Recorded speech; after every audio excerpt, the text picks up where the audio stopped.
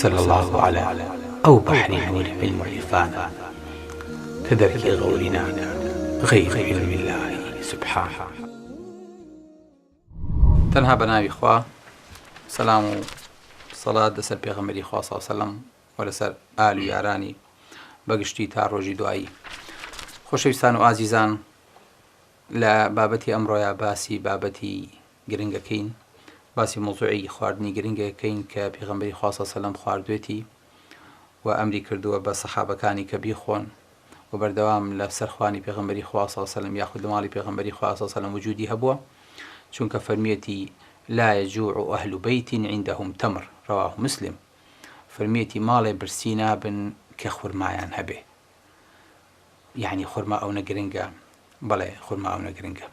خۆشەویستەکانم، ئێمە لە ماڵی خۆمانە کە خواردن کۆکەینەوە بەس ئیهتیمام بە زەخیرە دێ، چیمان هەیە چیمان نییە، ئیهتیمامان بە قیمەی غەزایی نییە.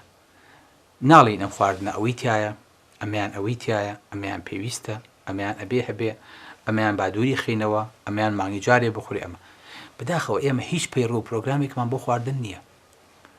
ئافرەتی ئێمە ئەگەر لە مەتبەخە برنجی لە سەنیتەوە باوەڕم پێ بکە دوو ڕۆژ نانی پەناچێ بەڕێوە، هیچی پێ ناکرێت، چی بکایتر؟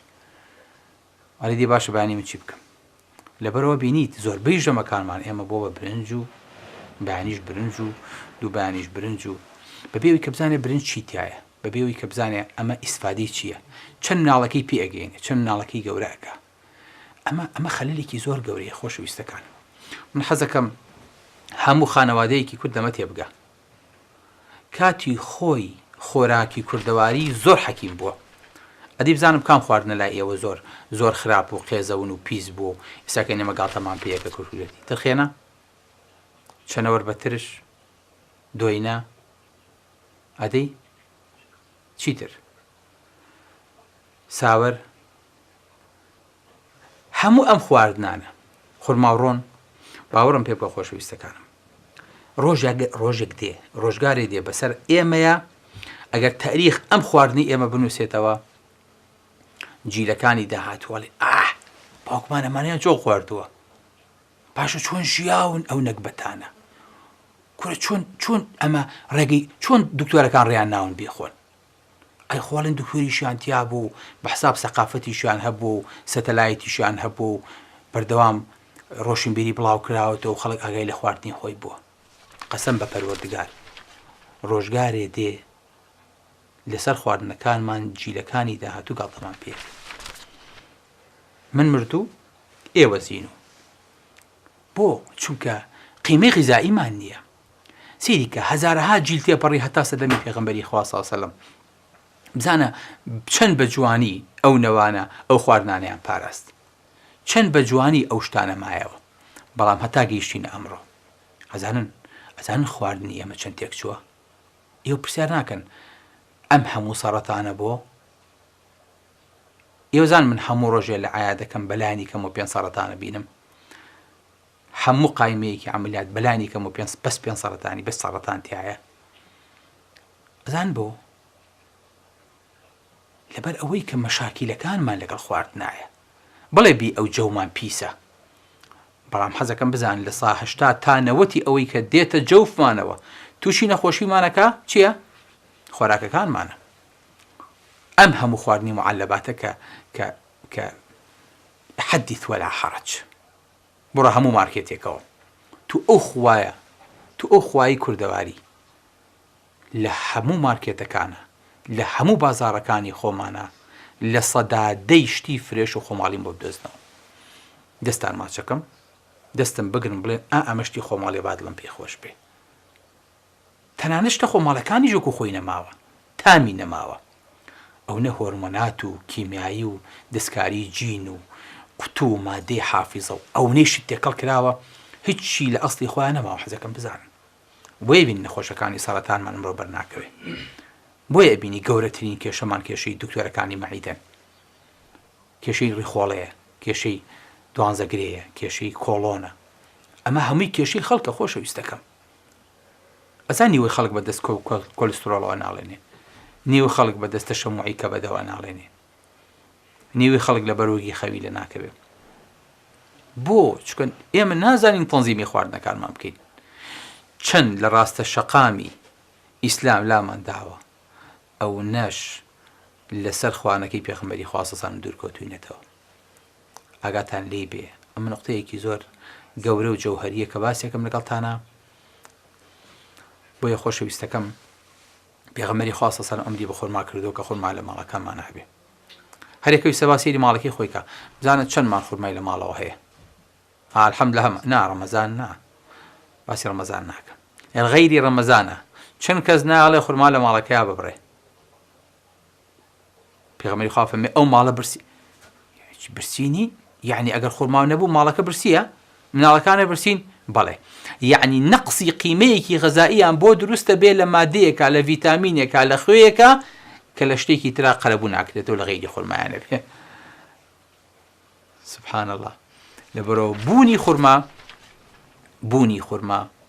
بوونی خواردنی خورما بەڕاستی لە هەموو شتێک زەڕورترە. تکام وایە تەرکیزتان لەسەری بێ واگاتان لێ بێ. باشە مامۆستا خورما چی تایە؟ ئەدی ئێوە پێم بڵێم بزانم خورما چی تایە؟ جارێ خورما یەکێکە لە بەتامترین حەلەویاتەکە. سەیری شیرینیەکان کە بزانە لە خورما بەتامترم پێ بڵێ مەگەر حەڵواش هەر لە خورما دروست دەکرێت. کەواتە خورما وەکو تام و چێش لە هەموو شتەکانی تر بەسووترە. ئەگەر چیلۆی شیرینیە قەول بێ بە $20 بێ یاخود بە $15 بێ حەقا چیلۆی خورما لەوە کەمتر نەبێ. ئەو قیمە غیزایی تایەتی ئەی سەپێنێ ئەبێ خورما لە پێشەنگی خواردنەکانە بێ کە ئینسان ئەخوا. خورما کالیسیۆمی تایە، فۆسفەیتی تایە، پۆتاسیۆمی تایە، سەلفەری تایە، مەگنیسیۆمی تایە، مەنگەنیزی تایە، کۆپەری تایە. هەموو ئینسانەکە بێ لە ڕۆژێکە بەلانی کەمەوە دەن کە خورمایە بخوا. سبحان مەقسەی من یاکاتان لێ بێ مەقسەی طوبە بەلانی کەمەوە تۆ بێدەن کە خورمایە بخۆی هەموو ڕێژێ. خورما ڤیتامینی تایە، تایامینی تایە، ڕیبۆفلەڤینی تایە، ناسینی تایە، فۆلیتی تایە، ڤیتامین ئی تایە، ڤیتامین کەی تایە. خورما هەموو پێداویستەکانی لەشی لە ئینسانی تایە. بۆیە ئەو کەسانەی کە بەدەست مەعیدە و بەدەست ڕیخواڵەیانەوە ناڵێنن تەنها نظامی خواردنیان تێکچووە. بۆ چونکە ئێمە ڕۆژانە 3 زەهری سپیە خۆین. زەرە سپیەکان چین؟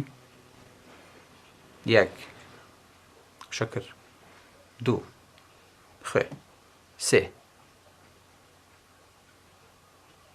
ئاردی سفر. من چوارەم بۆ زیاد کردو بەس ناوی ناڵێم. ئەویش شتێکی سپیە زۆر لە ماڵەکانمانە هەیە. هەموو ڕۆژ لە تەلەڤیزیۆنەکانەوە دیعای بۆ کرێ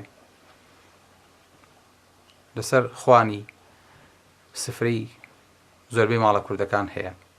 ئەوەش زەهرێکی سپیاکاتان لێ بێ زۆر وریایی بن. بۆ خۆتان بچن تەحلیلەکان هەیەکەوە بە عەقڵی خۆی لێم تێبگا. ئەم جۆرە خواردنانە ئەخۆین بۆی بینی سەحەتمان تێکچووە.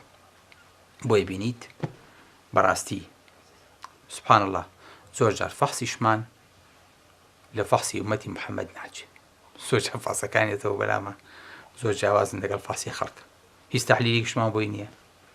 بۆین لەبەر ئەوەی کە ڕژێمی خواردنمان ساقاتە. متفقن لەگەڵ ما خۆشەویستەکانم دێ با بە هەمومانەوە ئینشەڵڵا چاکیکەین بە خۆمانە بچینەوە دەرزەکانی داهاتوە جوان جۆ بگرین بزانین پێغەمبەری خوا چی خواردووە نەک شوێن پێکانی هەڵگرینەوە شوێن دەست و لێوەکانیشی ڕاموسین. وەسەلام عەلەیکوم وەڕەحمەتوڵڵاهی وبەرەکاتوه.